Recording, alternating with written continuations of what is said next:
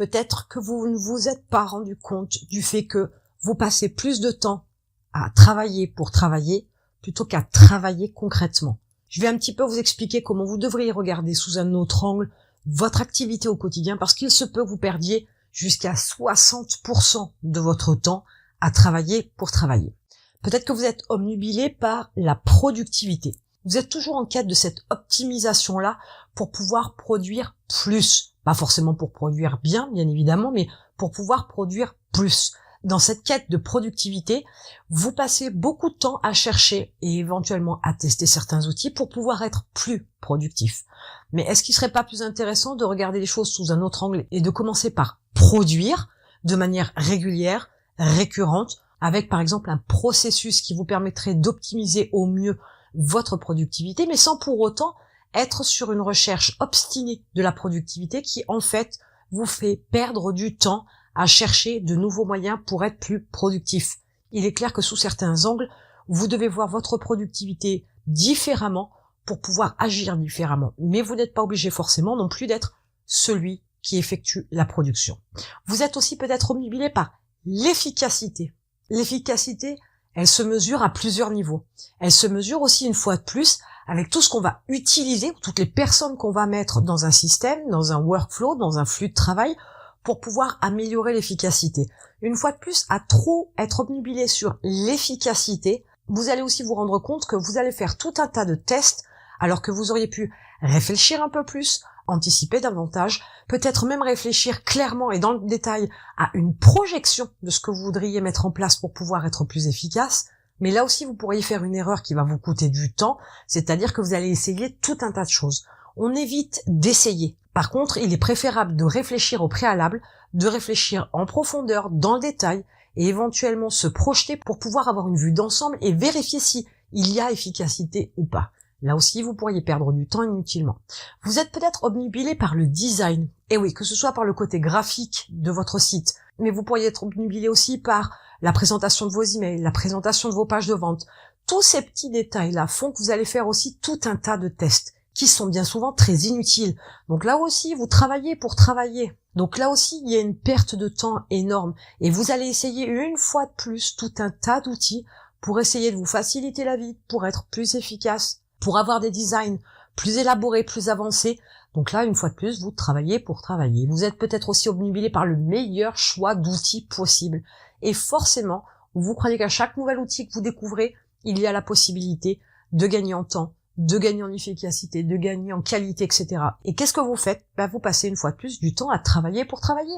Vous travaillez à mettre des nouveaux outils en place pour pouvoir travailler plus efficacement. Vous recherchez constamment à améliorer en ayant une approche où vous essayez d'améliorer la façon dont vous travaillez pour pouvoir travailler plus efficacement.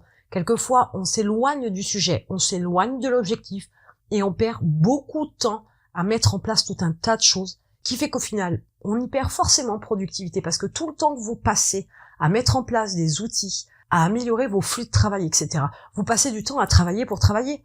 Travailler tout court, c'est bien. Travailler pour travailler, c'est une grosse perte de temps.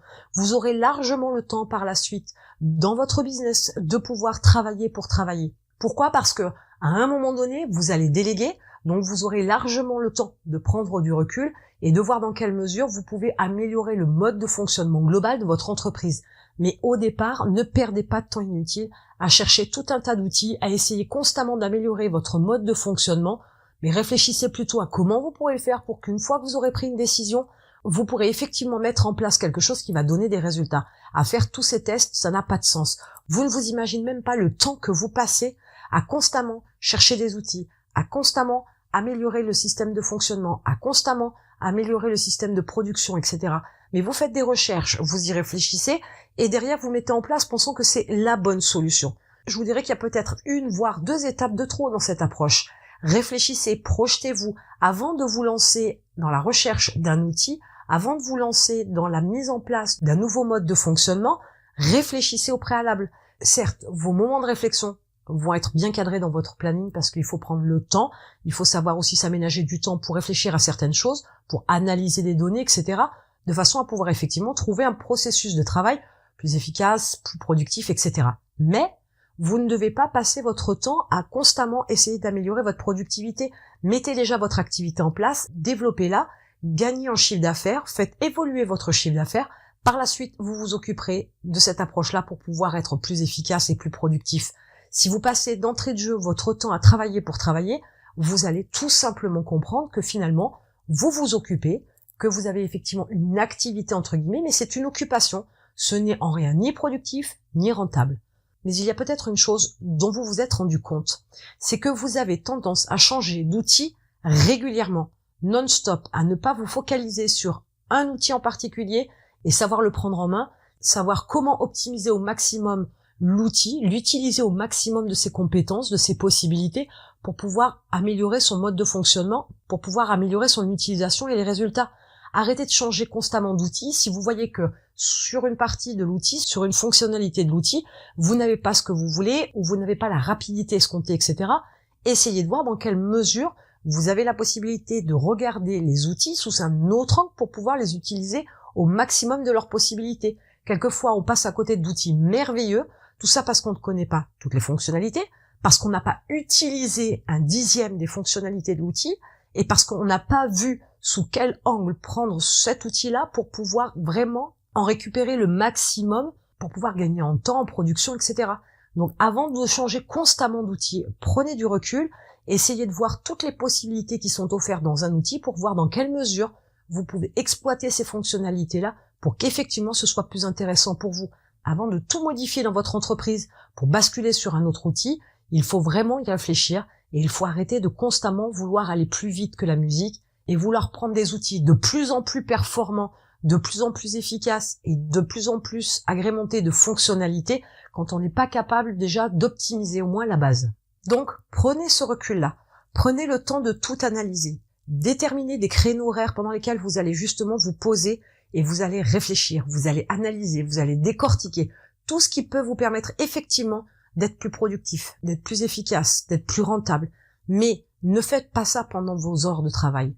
Ne fonctionnez pas comme si ça devait être une priorité. La priorité, c'est vendre et développer votre entreprise.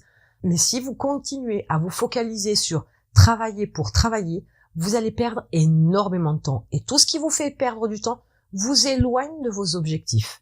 Partant de ce principe-là, vous devez comprendre que pour pouvoir être efficace, pour pouvoir être productif, pour pouvoir être rentable, commencez tout simplement par des choses simples. Commencez par des outils simples. Commencez par des procédures de travail simples. Commencez par des flux de travail simples. Essayez au mieux d'optimiser ce que vous avez déjà mis en place pour pouvoir gagner en clics, gagner en temps, gagner en effort, etc. Mais surtout, n'allez pas trop vite tout de suite. Ça ne sert strictement à rien de passer votre temps à essayer d'améliorer vos conditions de travail, votre mode de travail pour pouvoir avoir un certain confort, pour pouvoir avoir une certaine productivité ou une efficacité. Si vous n'avez pas de chiffre d'affaires, ça n'a aucun intérêt. Beaucoup d'entrepreneurs ont tendance à passer du temps à essayer de vouloir mettre tout un tas d'outils en place pour se faciliter la vie, mais au final, ce qui est le plus important, comme je vous l'ai dit, c'est vendre. Donc, reprenez les bases, optimisez les bases, améliorez l'efficacité des bases avant de vous lancer dans des heures et des heures d'essais, de tests, de tentatives, de réflexion et de mise en place d'outils ou de modes de fonctionnement pour pouvoir assouvir votre obsession sur la productivité ou l'efficacité.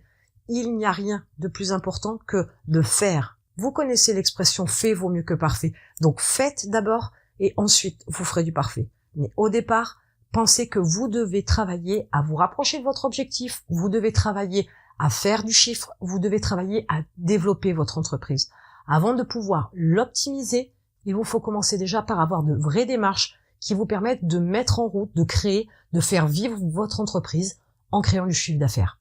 Il se pourrait bien maintenant, quand vous analysiez avec un peu de recul, que vous passez beaucoup de temps à brasser du vent, à travailler pour travailler. Reprenez-vous en main, remettez-vous sur le bon chemin et restez focus sur ce qui est important. Et en attendant, je vous retrouve de l'autre côté.